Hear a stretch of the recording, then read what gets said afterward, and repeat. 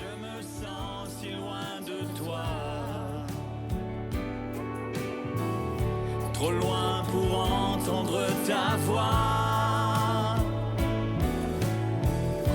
Ton amour me ramène à toi. Tu es mon Père, tu me prends dans tes bras. Dieu tout-puissant, Seigneur mon Maître, ami fidèle, tendre Père, mon berger. Amour si grand qui remplit mon être, du bonheur de pouvoir te rencontrer. Dieu tout-puissant, Seigneur mon Maître, ami fidèle et tendre Père, mon berger. Amour si grand qui remplit mon être, du bonheur de pouvoir te rencontrer, du bonheur de pouvoir te rencontrer, du bonheur de pouvoir te rencontrer.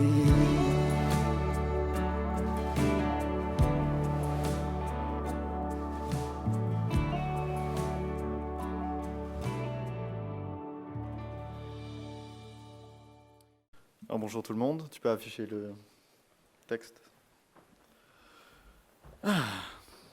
Alors,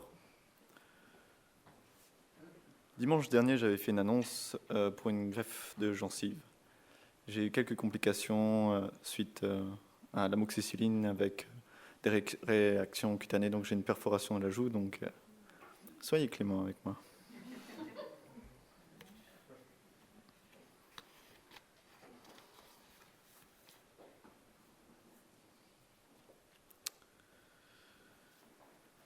Les champions, ou je devrais dire les personnes qui aiment ce qu'elles font, ceux qui réfléchissent leur activité, les entraîner comme disait mon docteur. Que ce soit dans la peinture, le foot, la musculation, les échecs, le ski, l'escalade, toutes ces personnes ont un point commun. C'est celui de s'être entraîné, d'avoir pratiqué leur passion et d'avoir persévéré dedans. Donc maintenant, nous allons lire le texte. En exposant cela aux frères et sœurs, tu seras un bon serviteur de Jésus-Christ, nourri des paroles de la foi et du bon enseignement que tu as fidèlement suivi. Rejette les contes profanes de vieilles femmes. Exerce-toi plutôt à la piété. En effet, l'exercice physique est utile à peu de choses, tandis que la piété est utile à tout, car elle a la promesse de la vie présente et de la vie à venir. Voilà une parole certaine, digne d'être acceptée sans réserve. C'est dans cette perspective, en effet, que nous travaillons et que nous nous laissons insulter, parce que nous avons mis notre espérance dans le Dieu vivant, qui est le sauveur de tous les hommes, et en particulier des croyants. Transmets ces instructions et enseigne-les. Tu peux mettre la deuxième diapositive, s'il te plaît ?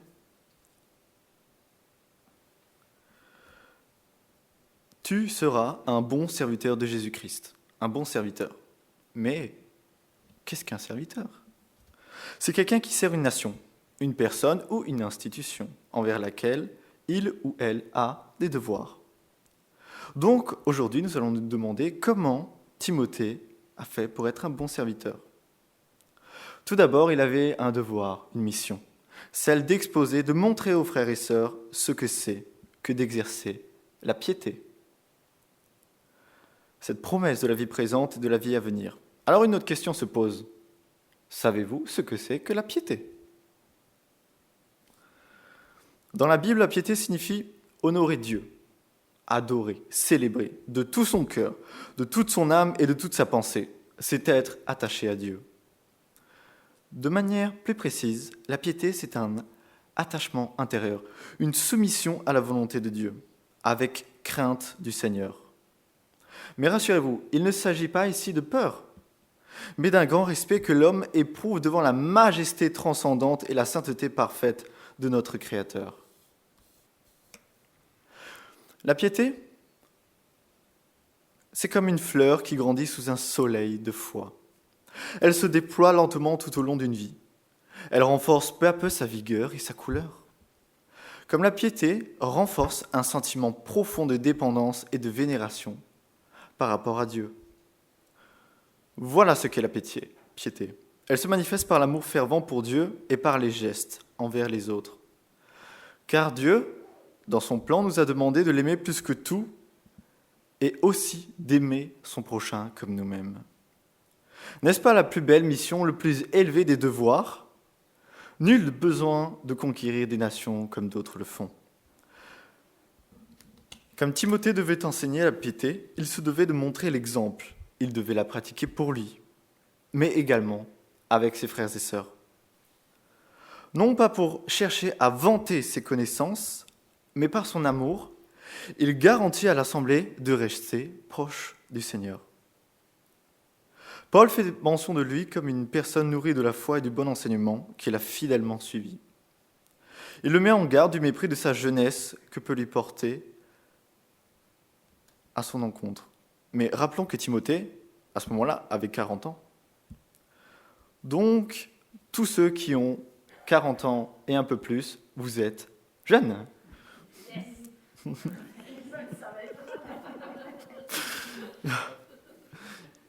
Il exhorte souvent d'être un modèle par ses paroles, sa conduite et son amour. Lui, comme l'Église, devait prendre soin de tous ses membres, chacun et chacune.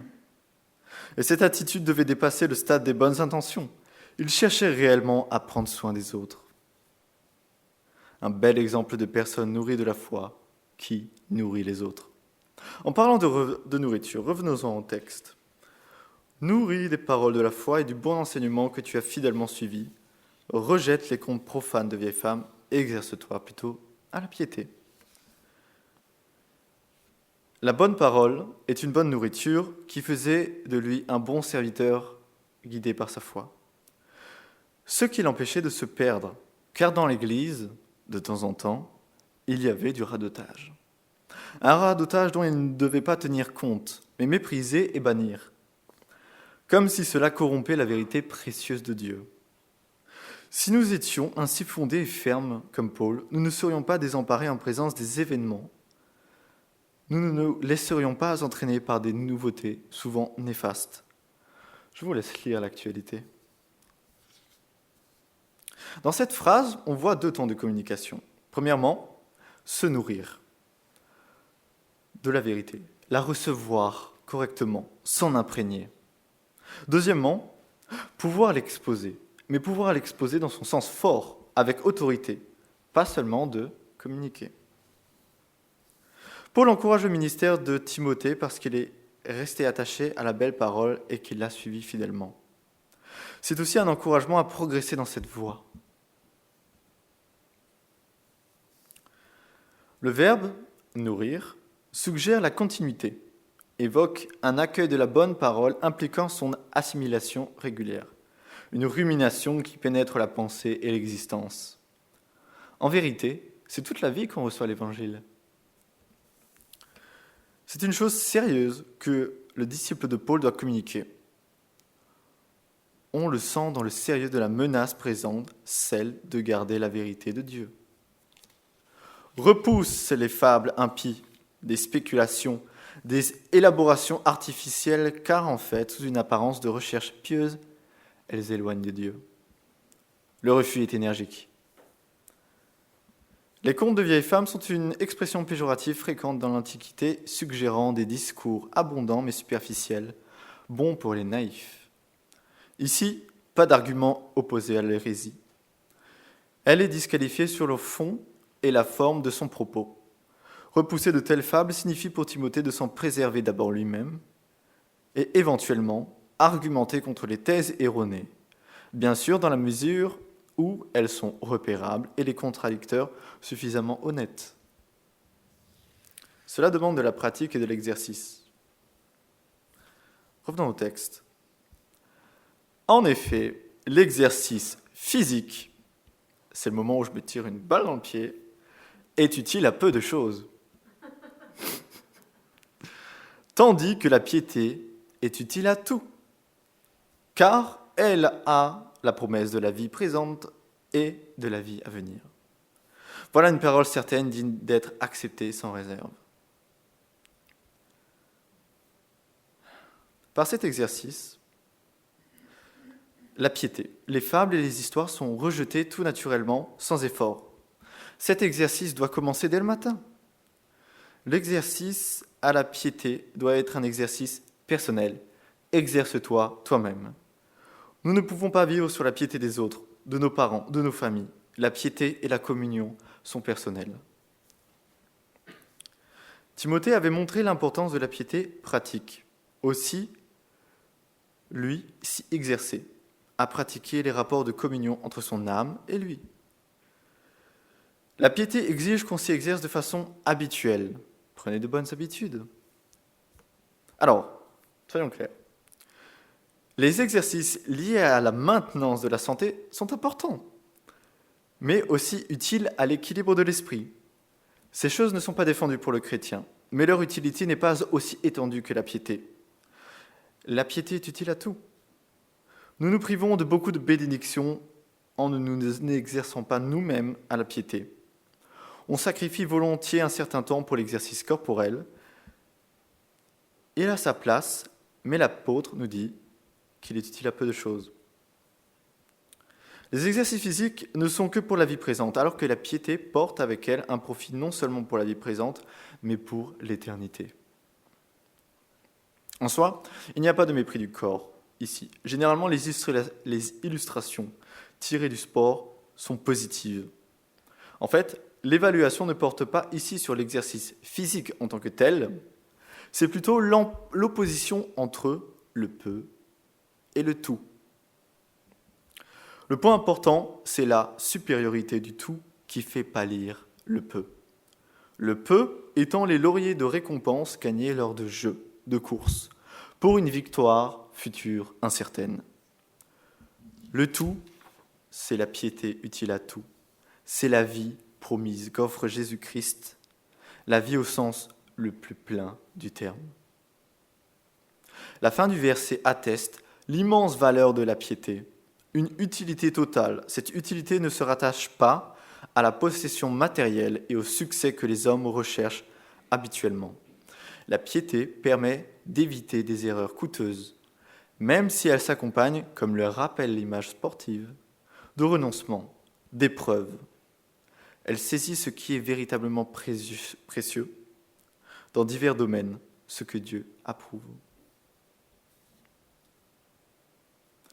Ici, ce n'est pas l'effort et l'application qu'exige l'épreuve sportive qui retient l'attention, mais plutôt la longue et pénible préparation, faite d'exercices durement répétés, de travail progressif et de discipline de vie.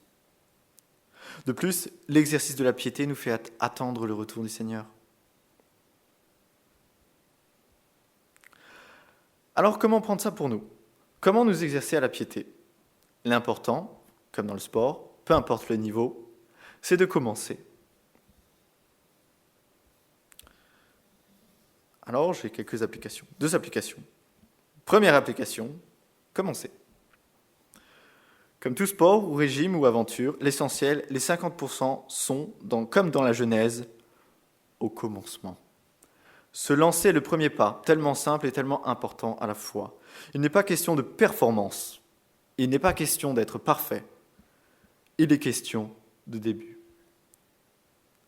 Le meilleur conseil que je peux vous donner et vous encourager, c'est ça. Commencez. Le second conseil, ou seconde application, continuez. Le second point, c'est de continuer. La persévérance vous donnera les résultats, vous apprendra les bons réflexes, vous donnera de la discipline. Naturellement, les résultats verront le jour. Même plus besoin de les chercher. La vie de jeune de Timothée, dont parlait Paul, c'est à 40 ans. Mieux encore, l'aventure de Moïse a débuté environ vers ses 80 ans. Donc, si vous avez 40 ans, vous pouvez commencer une aventure qui pourra durer bien longtemps. À bien plus forte raison, si vous en avez moins, vous pouvez également débuter Je vous remercie pour votre écoute.